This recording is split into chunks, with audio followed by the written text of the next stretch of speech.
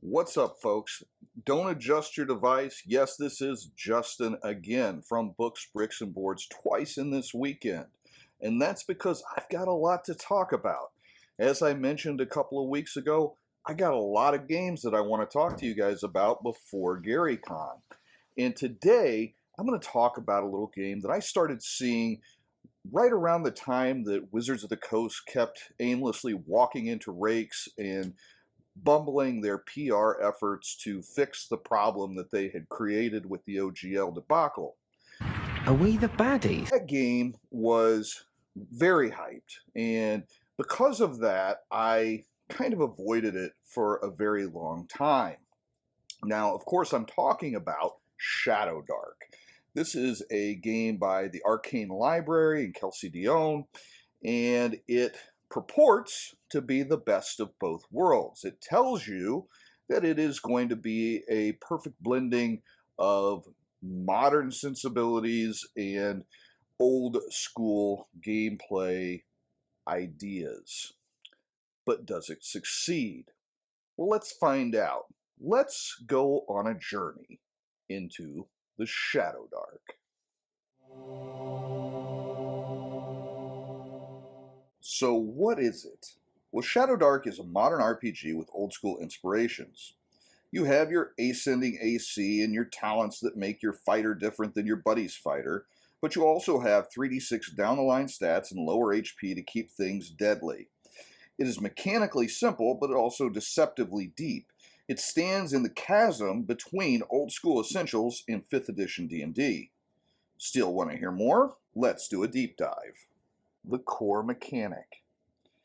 A standard D20 DC check is your resolution for virtually everything outside of a damage roll. As this is also a skill-less system, attribute checks do a lot of the heavy lifting.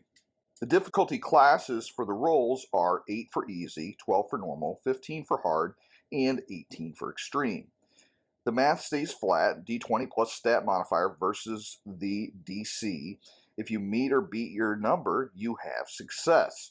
The GM will have access to the advantage-disadvantage mechanic from 5e to provide mechanical benefit for narrative capital. Combat is similar, except that the DC becomes the target AC. This uniformity makes teaching a breeze, and the flat scale makes play at the table much less cumbersome. At least for the core book, the game sticks to the basics for characters. The 4 basic classes in the core rulebook are, as expected, fighter, wizard, priest, and thief. Each class has a list of available weapons and armor, which is less restrictive than most old school games. And they also have their hit dice, which are decidedly old school, with D4 wizard and thief hit dice. They also have their class special abilities. Where the classes get interesting is their talent tables. These are the random class-focused abilities characters get every other level, and they include your to-hit bonuses. This is a great system for keeping them unique, but still within the core class concept, and all within 5 simple lines of text. It also makes homebrew classes a breeze, and there are many already available. As for the races, each starts with a seemingly innocuous ability, until you strip away the preconceived notions from other games. Take the dwarf ability, Stout. Start with plus 2 HP and roll your hit points with advantage. Not a big deal, right? Well, in Shadowdark, you only get your con modifier to hit points at first level, and the hit dice are decidedly less than you are likely used to. Rolling with advantage suddenly becomes a big deal. None of the races have dark vision, because that is reserved for the monsters. That pretty much sums up the concept behind the races, except for languages. Simple, easy, and effective.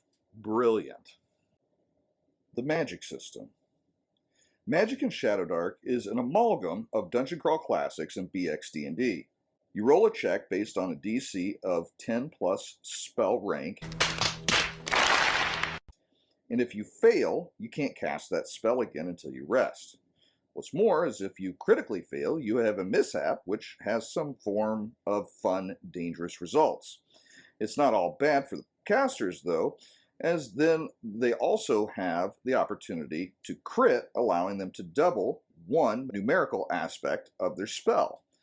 Like other aspects of the game, the magic system is simple and fun. The Bestiary. The Bestiary is a generous 80 pages of the total 323 page count, making it a solid 24.7% of the total book. All of your favorites are represented, and the stat blocks are pretty straightforward, being just long enough to get the concept across. With anywhere from 3 to 6 monsters per page, no space is wasted. In a nod to DCC, they also included a nice random monster creation tool, which works quite well. Overall, you have more than enough beasties to battle for years of play. The Treasure. Since advancement is based upon treasure value as well as spending said treasure carousing, they better include some great stuff to quest for. And this was no disappointment either. 58 pages devoted to treasure, making it nearly 18% of the total page count. You'll find new takes on many old classics as well as some new additions. For the solo player. We really are in a golden age of great options for solo play. With its simple mechanics, quick play, and familiar core, Shadowdark is a breeze to solo. Like Knave before it, it also has a tremendous list of random tables covering rumors, encounters, creation tools, and much, much more. This accounts for 71 pages, or roughly 22% of the total page count. For me, this shares a similar solo space to Knave, and while I prefer Knave, I will still be getting this to the table plenty. Beyond the core rulebook. While there's not a ton of official material available, what is there is definitely worth a look.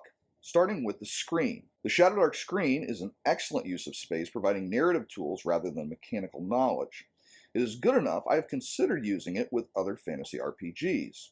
Other than the screen, there are the one-page adventure modules, all of which are quite interesting and carry a definite old-school feel. Complete with maps and encounter tables, I saved the best for last, the Cursed Scroll zines. There are 3 currently, each offering hex crawls, classes, new adventures, and more in every issue. Each issue has a theme, like Vikings, and allow you to flavor a campaign as such.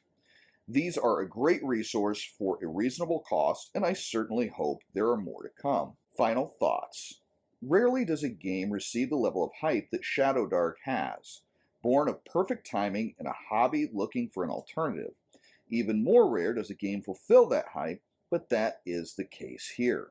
Shadowdark is a masterclass in subtle innovation and effective use of limited numbers of mechanics. I mean, how many times have we talked extensively about the real-world timer mechanism for torches? This is a game that is different. Now, will it replace Knave or Savage Worlds for me? No, certainly not. But it did earn a spot on my shelf and time on my table. Absolutely and unequivocally. And those are my thoughts on Shadowdark RPG by the Arcane Library and Kelsey Dion. I would love to hear yours. I know from the Kickstarter results that a lot of you have this book. So tell me about your favorite aspects of Shadowdark. Tell me about how you're using it and what types of old school adventures you're running with it. Let's have a conversation in the comments section. If you have enjoyed the content, please be sure to like, share, and subscribe. And until next time, this has been Justin with Books, Bricks, and Boards.